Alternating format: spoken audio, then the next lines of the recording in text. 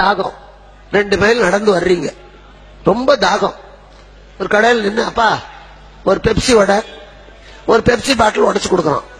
அதை குடிக்கிற வேகம் எவ்வளவு, ரொம்ப தாகம், மட மட மட மட மட ஒரு பாட்டில் குடிச்சிருவோம். இன்னொரு பாட்டில் உடைப்பா, இன்னொரு பாட்டில் உடைச்சா அந்த முதல் பாட்டில் குடிச்ச வேகம் 2வது பாட்டிலுக்கு இருக்காது. பாதி பாட்டில் குடிக்கிற வரைக்கும் வேகம் இருக்கும், அடங்கும்.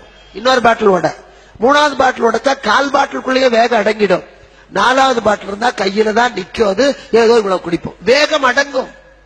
எந்த உணர்வானாலும், கோபமானாலும், தாபமானாலும், காமமானாலும், துக்கமானாலும் ஆரம்பத்திலே இருக்கிற வேகம் முடிவில இருக்காது. ஒரு இறப்பு நடந்த உடனேயே ஏற்படுகிற அந்த துக்கம் 1 மாசம் கழிச்சு இருக்கா? இருந்தா அந்த இறப்பு நடந்த வீட்டுல இருக்கிறவங்க சாப்பிடக்கூடாது, தூங்கக்கூடாது, சினிமா பார்க்க, எல்லாம் தான் பாக்குறோம். அதுக்கு வார்த்தையும் சொல்லிடுவாங்க, உப்பும் தண்ணியும் சேர சேர எல்லாம் மறந்தும். அப்படி மறந்தாதான் வாழ்க்கை, அதையே நினைத்து கொண்டிருந்தா இல்ல. கல்யாணம் ஆன போது இருக்கிற காதல், கணவன் மனைவிக்குள்ளே இருக்கின்ற அந்த நெருக்கம், கல்யாணம் 10 வருஷம் கழிச்சு அன்பு இருக்கு, பாசம் இருக்கு, அந்த வேகம் இருக்கா? இல்லையே. கல்யாணம் எவ்வளவு நாள் ஆச்சு நீங்க யாரையுமே கேட்க வேண்டாம். தெருவில் ஒரு ஜோடி நடந்து போனா அவ்வளவு பெரிய ரோடு, பஸ்ல இவ்வளவு பெரிய சீட்டு, 2 ஒட்டிட்டு உட்காரு, இடையில காத்து கூட போகாது. அதுல இருந்தே தெரிஞ்சுக்கலாம் இது கல்யாணம் இப்பதான் 10 நாள் ஆயிருக்கு.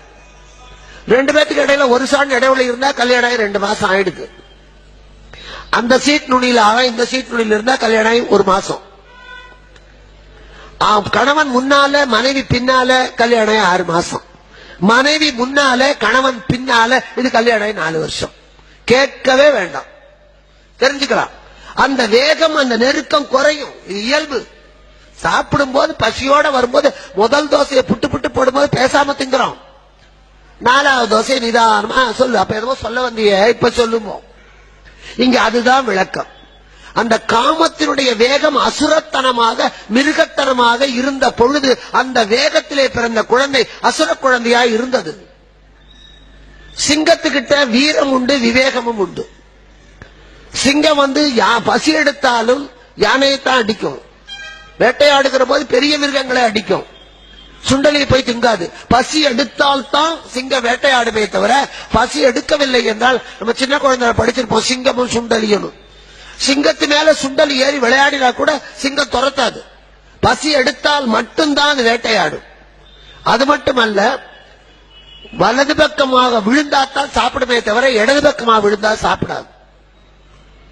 தனக்கென்று ஒரு எல்லையை வகுத்துக் கொள்ளும், அந்த எல்லைக்குள்ள அடுத்த சிங்கத்தையும் விடாது. சிங்கம் ஒண்ணுதான் குடும்பத்தோட வாழும்.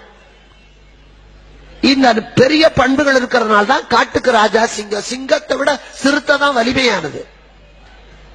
ஆனா சிறுத்தை ராஜா இல்ல, புலி நினைச்சா சாப்பிடும். அது மட்டும் இல்ல, சிங்கம் வேட்டையாடி விட்டு அவனுடைய குட்டிகளை சாப்பிட சொல்லி பெண் சிங்கம் சாப்பிட்டு தான் சாப்பிட்டுட்டு மிச்சத்தை அங்கேயே போட்டுட்டு போயிடும். அதனால சிங்க வேட்டை நடந்தா மற்ற மிருகங்கள் நமக்கு விருந்து கிடைக்கும் காத்திருக்கும். புலி அப்படி இல்ல, தின்னுபிட்டு மிச்சத்தை இழுத்துக்கிட்டு போய் காய வச்சு வத்தல் போட்டு திங்கும். அல்பம், புலி அல்பம். அதனாலதான் பெண்களை புலிம்பாங்க, ஆண்களை சிங்கம்பாங்க. வீட்டுல 4 கொலைக்குழா இருக்கும். நாத்தனார் வருவா திருவிழாவுக்கு, அண்ணே ஒரு கொலைக்குழா எனக்கு கூட. இல்லம்மா, இது வெள்ளிக்கிழமை போடுறதுக்கு, அது செவ்வாய்க்கிழமை போடுறதுக்கு, உனக்கு அடுத்த திருவிழாவுக்கு வாங்கி தருவேன்பா. கொடுக்க மாட்டா, மனசு வராது. அந்த ஆண் சிங்கம் அவன் 2 பக்கம் பார்க்கும். சிங்கம் தான் இப்படி பார்த்து நடக்கும். மற்ற எல்லா மிருகமும் நேர பார்க்கும், குறிஞ்சு பார்க்கும், நிமிந்து பார்க்கும். ஆனா சிங்கம் மட்டும்தான் 2 பக்கம் பார்க்கும். ஒரு ஆண்மகன் என்பவன் 2 பக்கம் பார்க்கணும், தெருவுல இல்ல, வாழ்க்கையில. பெத்தவளையும் பார்க்கணும், கட்டினவளையும் பார்க்கணும், தன்னை பெற்றவர்களையும் பார்க்கணும், தனக்கு பிறந்தவர்களையும் பார்க்கணும், வீட்டையும் பார்க்கணும், நாட்டையும் பார்க்கணும். இப்படி 2 பக்கத்திலேயும் பார்வை செலுத்தக்கூடிய, நல்லது கெட்டது 2ஐயும் பார்க்கக்கூடியவனுக்கு பேர் தான் ஆண் சிங்கம். அப்படி இல்லைன்னா அது அசிங்கம்.